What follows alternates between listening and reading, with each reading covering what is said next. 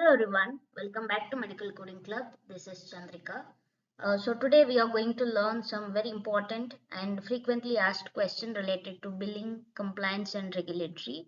And as you know, for your CPC exam, this particular section will give you 3 marks. And also this particular billing and compliance and regulatory is very important not only for your CPC exam, but as soon as you start your career in medical coding, you must be aware because it's a very basic foundation and fundamental.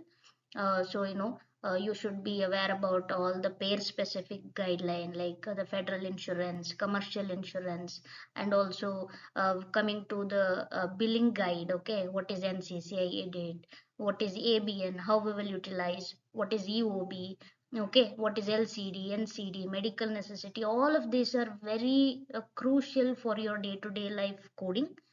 So make sure you are learning all of this.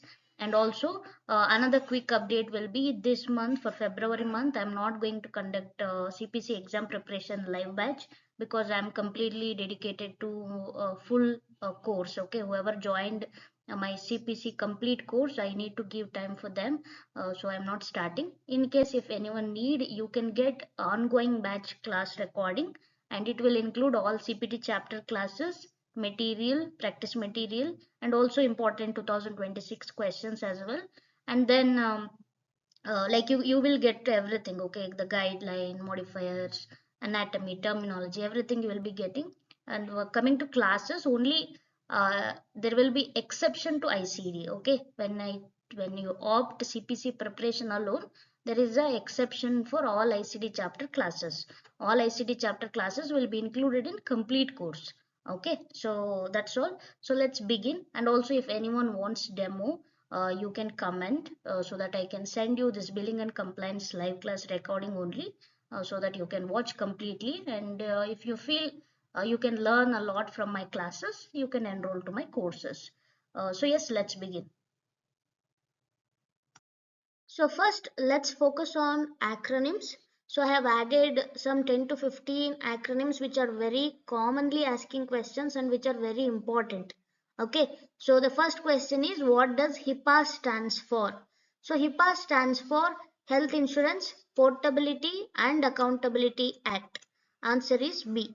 Okay, so whatever the acronym I have added here, please you should also have enough knowledge, like you should have more knowledge on each of the acronym that I have added here. Say for example, if I say HIPAA, you should also knowing that the importance of HIPAA and when HIPAA was established. Okay, HIPAA was established in 1996 and it's a federal law. Okay, so it is there to protect privacy, protection and security standards for the patient health information. Okay, so all of this extra information you should be knowing. And if you are really interested to learn billing, so you can comment your email or you can text me on WhatsApp saying that you need my live class recording. Okay, since I am also a medical biller, I have a medical billing recording videos, so I can provide that. And next question, what does PHI stands for? So PHI stands for Protected Health Information, okay, which is very important here. So you might get confusion between personal health information and protected health information, but the accurate answer is option C, protected health information. Okay, so again, so here if you should also be knowing that PHI indicators. So what does this PHI contains? So usually you can just the patient health information. So with that, he will be the medical record will be having patient name, patient address and their security number, driving license, insurance card. So many things will be there, including their medical diagnosis. Okay, so it should be protected.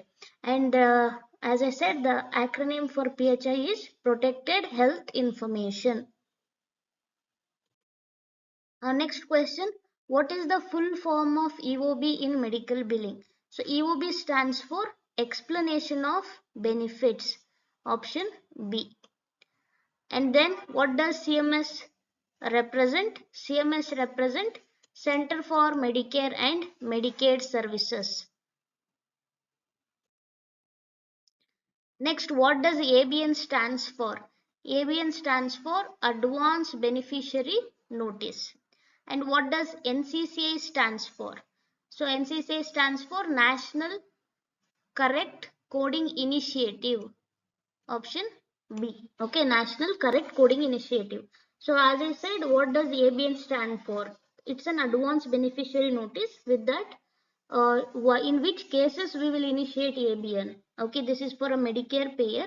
When Medicare is denied to pay for such services, before providing the service, patient should get the ABN. Okay, that means patient should agree that patient will be responsible for the payment for the particular service. Okay, so that is called ABN, Advance Beneficiary Notice. And coming to NCCI, as I said, National Correct Coding Initiative. So here also it's like a tool. Okay, so we use this tool edits to get the or to unbundle the services. Okay, so like it will be uh, with whenever the provider is performing two procedure in the same session, we should have this look NCCI edits. We need to check, okay, whether we can build this two service in a same session, or do we need any modifier to bypass the edit. Okay, usually 59 modifier we will be using to bypass the edits. And in NCCI there are three indicators. Okay, you should know all of those. But for examination, the acronym is enough. But to be a good medical coder, this billing and compliance is like a foundation. Okay, we should know the all other aspects of billing, and like we should have a good knowledge on insurance, federal insurance, commercial insurance, as well NCCI edits, the tools that we use. Okay, so all of these are important. And when it comes to NCCI, there will be column 1 CPT and column 2 CPT. So whenever we are assigning modifier, we will assign modifier to column 2 CPTs. Okay, so as I said, I have explained everything in deep in my classes. So if as a demo, you can request me a no live class recording. So next, what does BCBS stands for? So BCBS is a commercial insurance. BCBS stands for Blue Cross Blue Shield. And then what is the full form of OIG? So this is very important. So OIG stands for Office of Inspector General. Okay, option A is a correct answer. Office of Inspector General. Also, like a question, they can ask a question like who will be, the volunteer officers. So OIG will be a voluntary agency, we will say it. Okay, so what does they do, this OIG people? So they are responsible for overseeing and enforcing the compliance with laws and also regulations. Okay, everything related to Medicare. Like they do audits, they will do audits on various kind of concepts or various kind of the projects, and they will find out any kind of discrepancies or the education is needed for anything. Say for example, ENM coding. Okay, if they take audit on ENM coding, few will be following some other regulations or rules, and few will be not following properly, and then they will see like how many down coded claims, how many up coded claims, and then they will educate all together. Okay, so that is the role of OIG. And next, what does RVU stands for? So RVU stands for relative value unit. Okay, not revenue value unit. So its answer is A, relative value unit. And what is NPI in healthcare? So NPI is a number, okay, which can be given to individual provider, also which can be given to a group facility.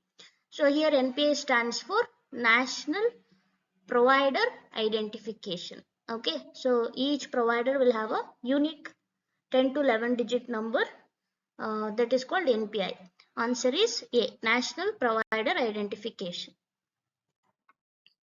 Next question, what does LCD stands for in medical billing? So LCD stands for local coverage determination. Okay, local coverage determination, not local coding determination.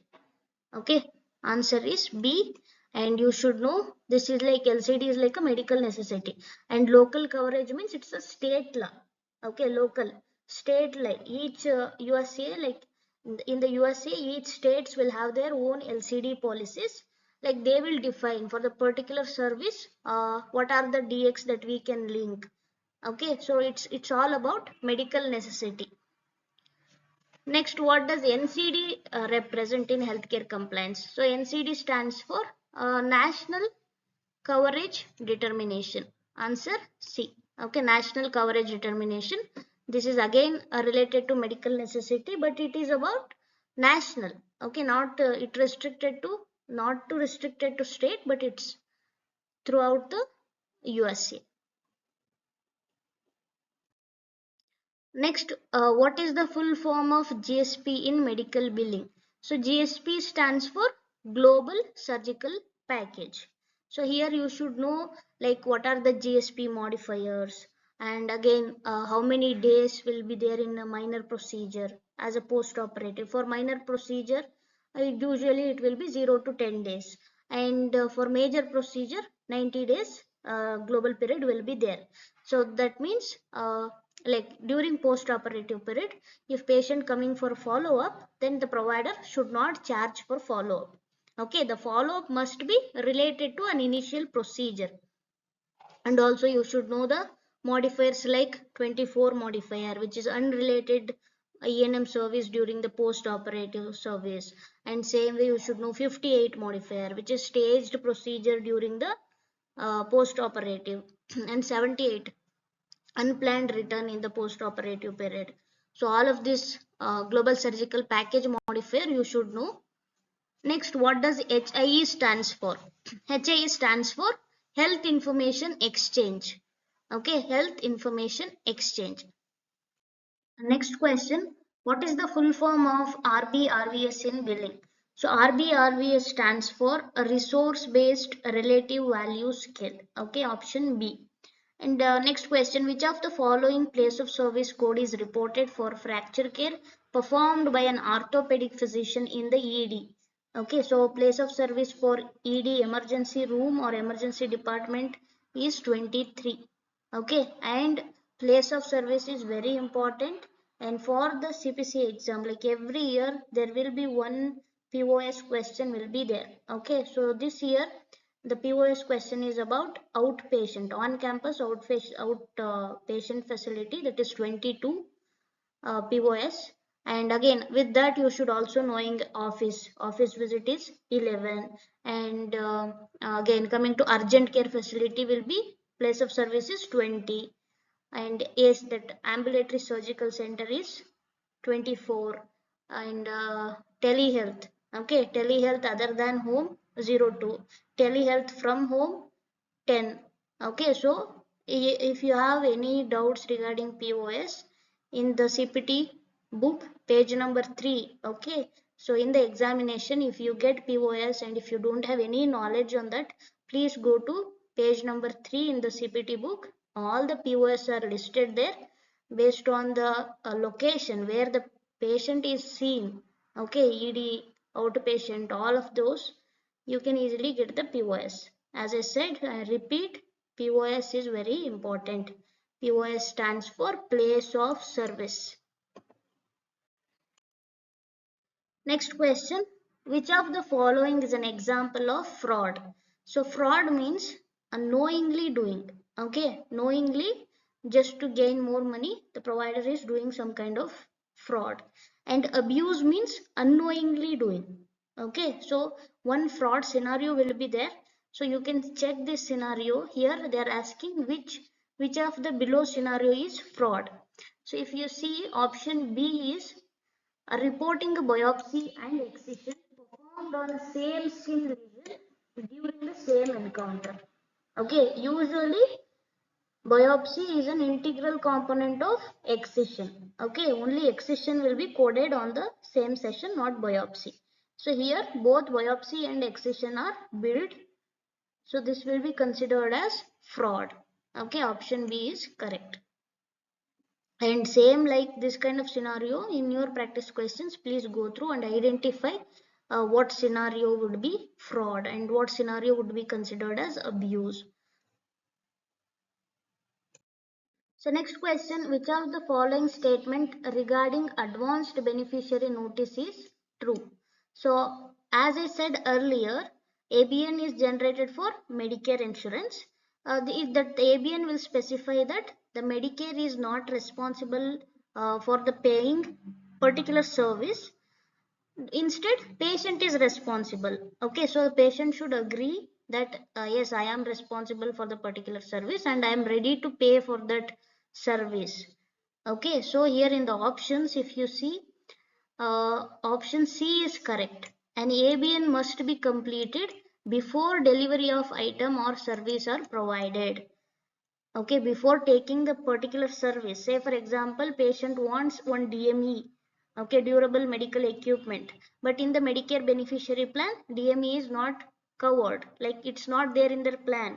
So Medicare will say like DME, we will deny it, we don't pay for the DME service. So patient will be aware that the insurance will not pay for that service. So patient should agree and he should sign the ABN. Okay, patient should sign the ABN. So whenever we see the signature of patient on ABN, there is a modifier. Okay, there is a modifier we will be appending, that is GA modifier. Okay, it is important as well. Please remember, when you see the signature of patient on ABN, you should append GA modifier for the particular HCPCS code or the CPT. This is important. And next question, which of the following is an example of electronic data? So answer is option A digital X-ray. Okay, so all options are like available in electronically, but the digital X-ray. So here sometime X-ray will be in film, X-ray film. Okay, so whenever they need digital X-ray, like it will be like an electronic data. Answer is A. Next question, which of the following health plan does not fall under HIPAA? This is important and most asked question. So answer is C, workers compensation. So worker compensation will not follow any HIPAA regulations, but other insurances like all federal insurances, Medicare, Medicaid, and other private plans, so everyone will be following HIPAA regulations. So with this worker compensation, you should also remember two more insurances. One is automobile insurance and one more is property and casualty insurance. Okay, so these three insurances will not fall under HIPAA regulations. And also when I said Medicare and Medicaid, please be aware about the eligibility criteria. So for Medicaid insurance, it will be like they'll provide for low poverty people, and Medicare insurance is the people who are above 65 year, and if patient is having ESRD, okay, or patient is having any physical disabilities, like irrespective of age, regardless of age, they will be getting Medicare insurance if the patient is having any kind of physical disabilities or ESRD, that is end stage renal disease. Okay, eligibility criteria of federal insurance is very important. Next question, according to the OIG, internal monitoring and auditing should be performed by what means? So earlier I already told you what OIG will do. So this Office of Inspector General, they'll be monitoring and they will be overseeing all the coding things. Okay, so auditing should be performed by what means? So answer is periodic audits. Okay, this audit should be done at least 3 months in a year, like every 3 months audit should happen. So answer is periodic audits. Next question, what form is used to send provider's charge to the insurance carrier? So here providers means it's an individual provider. Okay, individual provider will be utilizing the professional claim. So answer is CMS 1500. Okay, CMS 1500 we will be using for providers. So if it is comes to IP, they will be utilizing UBO for form. So for this particular question, answer is C. Next, what type of health insurance provides the coverage for low income families? So this is like below poverty. So the people who are having limited income and who resides in USA, they will be getting Medicaid insurance. Okay, and answer is A, as I said. So if you see commercial PPO and commercial HMO, please go through this insurance also, because PPO means preferred provider organization, HMO means health maintenance organization. Okay, both are having their own different premiums. Like PPO will have higher premium and HMO policies will have the lesser premium. So all the commercial plans will have these two type of policies. A patient can choose based on their conveniences. Okay. Next, which of the following insurance covers prescription? Prescription drug coverage will be covered by Part D insurance, Medicare Part D insurance.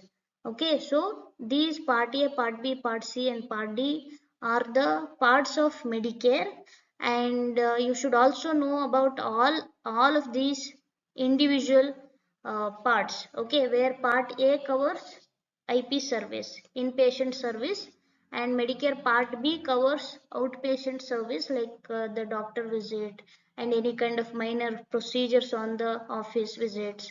All those outpatient service will be covered by Medicare Part B. And Medicare Part C is like it's an unique plan which can be maintained by MAC carrier. Okay, Medicare Administrative Contractor. Like we have a separate rules for Part C.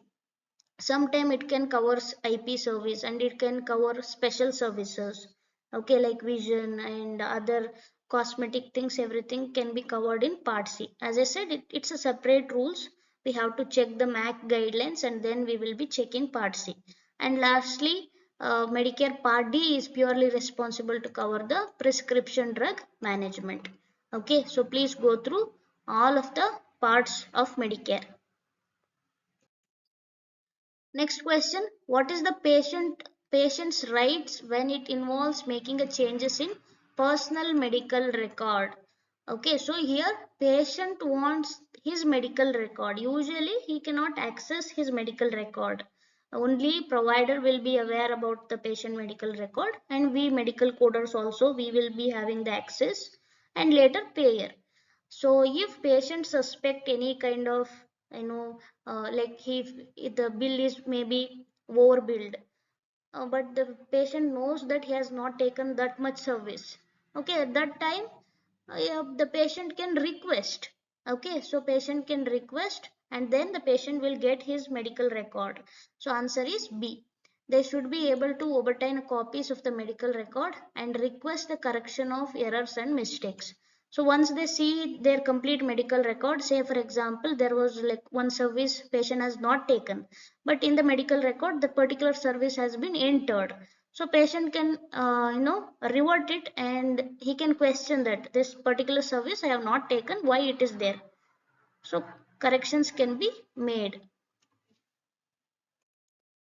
Next question, local coverage determinations are published to give provider information on which of the following. So here answer is D, reasonable and necessary condition of coverage of an item or service. So it is about medical necessity. So when you start working, you will be aware about LCD and NCD guidelines. So we will be checking for every CPT. We should check the LCD diagnosis and everything, and then only we will follow, because LCD is like a more many people will forget to follow LCD rules, and many coders will not check LCD. Later will end up in denials. It will generally not come in rejection. LCD rules or LCD errors will come in denials. Okay, so it was like it's a big impact. So you should have a good understanding on LCD policy well. So yes, that's all guys. Thank you for watching. So if you find it useful, please do like, and if please do share with your medical coding friends and subscribe to my channel. So if you comment that you are liking my video or if that is useful for you, definitely I can come up with few more topics. Okay, like it's not so easy, being a working professional and every day I have to take classes. And in this, I need to sit and prepare PPT, and then I have to explain, record, and post. So much time it will take.